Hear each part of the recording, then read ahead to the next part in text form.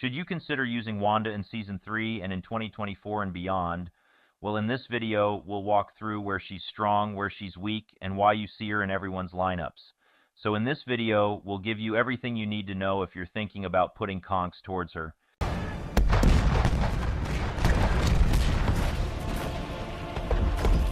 Hello my friends, welcome back. I'm Stunna.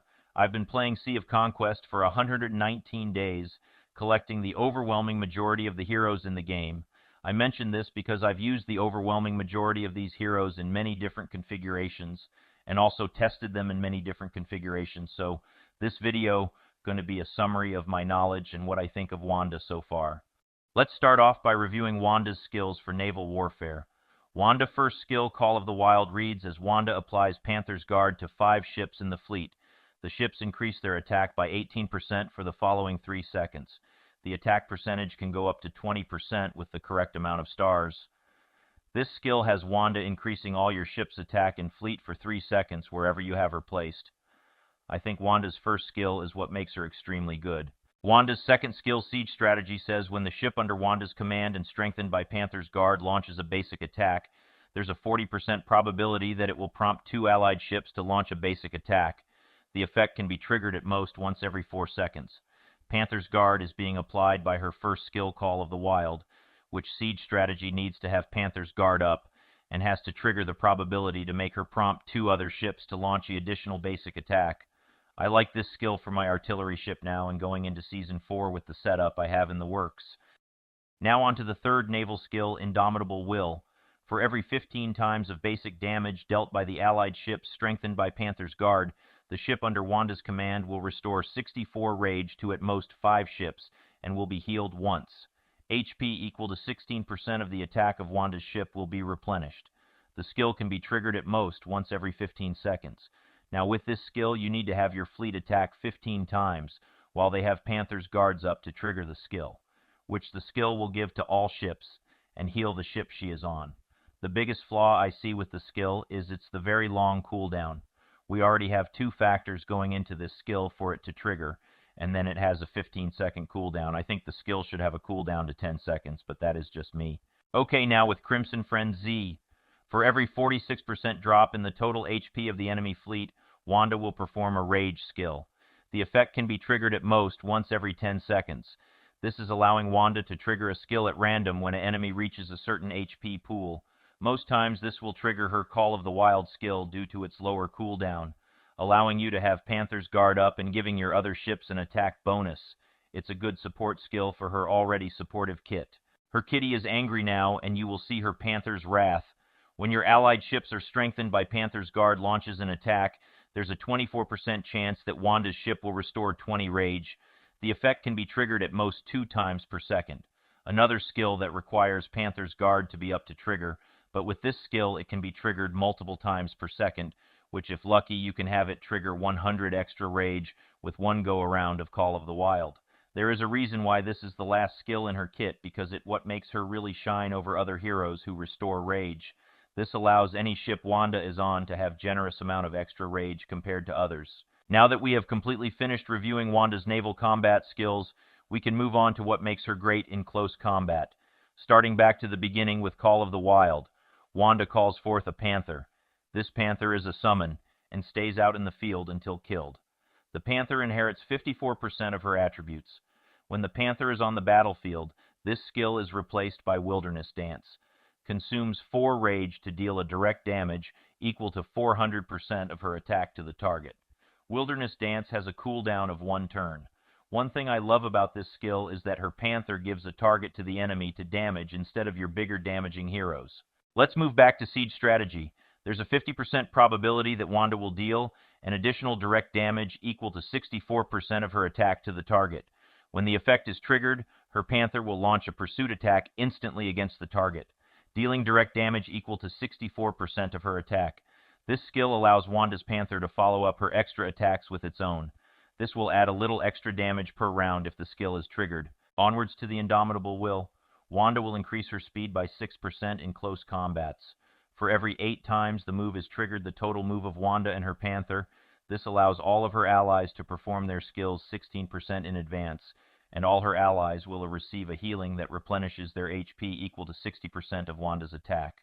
So in short, her speed increases and she has a chance to allow her allies to attack faster and ahead of the enemy. When a healthy enemy receives a basic attack, there's a 40% probability that Wanda will launch a pursuit attack, dealing a direct damage equal to 40% of her attack. Now, when a wounded enemy receives a basic attack, there's a 60% probability the Panther will perform a pursuit attack against the target, dealing a direct damage equal to 40% of her attack. Also, you will see on the screen the difference of wounded and a healthy enemy. We have finally reached it again, the Panther's Wrath. When the Panther moves, there's a 35% probability that its next move will come 32% in advance. This is allowing the Panther to trigger an attack and jumping in line to perform another attack soon after. Let's see Wanda in some action. We will move over to some trials to see some close combat and see how she performs. So you see Wanda starts with being the first to attack due to her speed. After these few attacks, you will see her follow up with another attack, which was her siege strategy skill triggering, which also triggers her Panther to spawn into the battlefield. I am going to shut up for a moment and let this play out.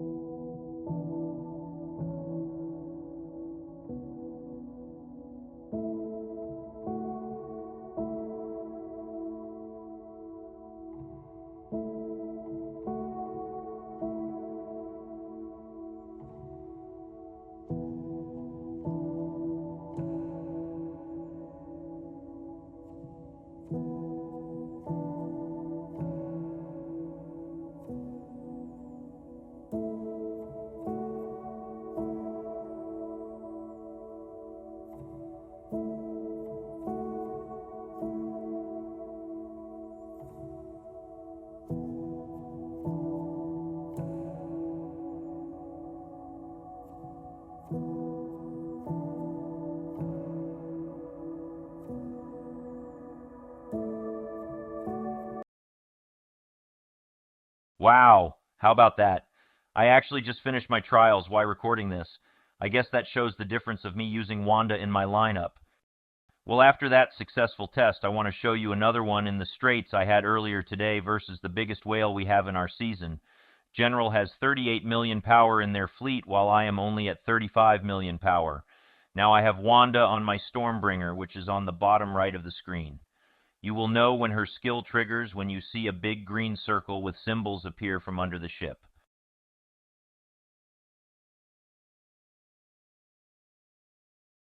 Well, my artillery ship is getting hit really hard right now. But you just saw again Wanda's skill going off, popping another Cordelia heal, but it was not fast enough to save it. We just saw another Wanda's skill is going off again, having Cordelia heal go off another time soon after. I've been able to sustain his damage through Ahab shields and all the extra heals Wanda is providing to my fleet. Now they're down to their flagship, which will be an easy kill from here.